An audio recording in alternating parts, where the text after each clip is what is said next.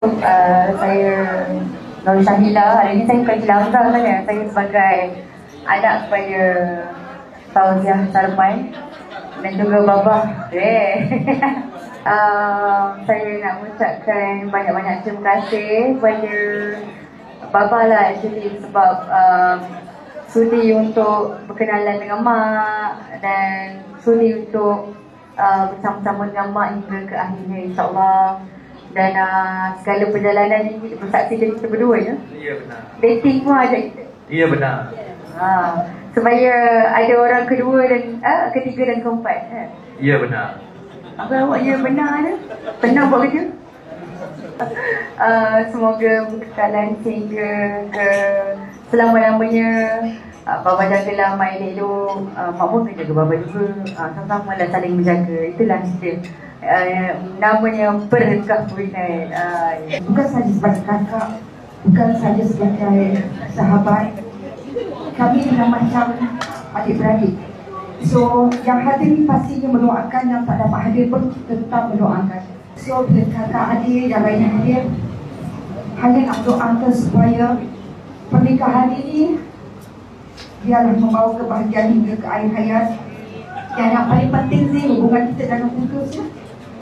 Selamat pengantin baru, selama-lamanya baru, insya-Allah. Amin. Amin. Amin. Jadi akan doakan yang terbaik untuk diri, semoga dan apapun kita doakan semoga lebih sehat, selamat, panjang umur dan murah rezeki. Assalamualaikum.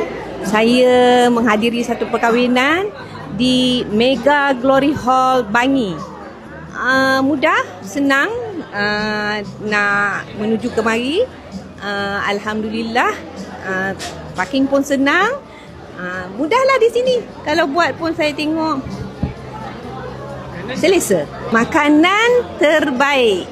Terutama sekali daging apa tu tadi yang daging masak apa?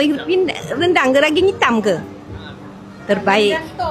Rendang tak tahu tok ke nek ke, tapi memang sedap. Alhamdulillah.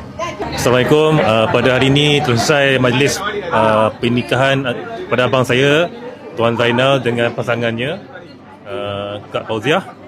Dari segi tempat kat sini, alhamdulillah memang selesa. Makanan pun ada sedap. Ikut cita rasa kita lah orang Melayu. Dan tempat ni memang parking pun senang, kat luar tu ada, kat bawah pun ada. Dan kalau orang Bangi, inilah tempat yang sesuai lah untuk kita buat acara-acara yang berkenaan lah dengan keluarga, dengan semua-semua. InsyaAllah.